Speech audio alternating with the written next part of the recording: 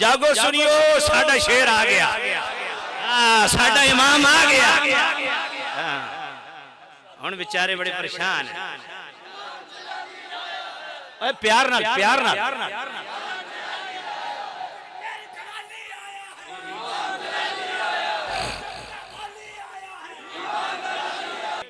मैं क्या सारे हरबे इस्तेमाल कर बैठे हो, और क्या करना नहीं। हुण तो खुद ढूंढते फिर दिन जलाली साहब बाहर आ गए तो मैं अंदर बढ़ो। समझ आइए कोई नहीं आई? बेशक तवज्जो फरमाओ। मैं केवल डॉक्टर साहब के मुताल्लिक एक ही बात करता हूँ, यकीन जानिए मैंने अपनी जिंदगी में इतना दलेर बंदा नहीं बना। ये मैं बिल्कुल लगी लिपटी बात नहीं है। तन्ना मैं को हिमायत बढ़ावन का शौक है, मैं तो उन दुश्मनियां पालन का मैंने शौक होंदा। समझ आइए ना, मैं बिल्कुल खुदा की कसम दिल से बात कर, अल्लाह जान, अल्लाह को गवाह बना के ये बात, और अल्लाह को गवाह बना के बात करूं झूठी तो मैं तो खुद इस्लाम से खारिज हो जाऊंगा।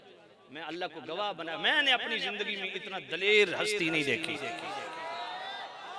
मैं वो नहीं बयान कर कि किन किन प्रोसेस से ये गुजर के आए, लेकिन हक का इमाम डोला नहीं है।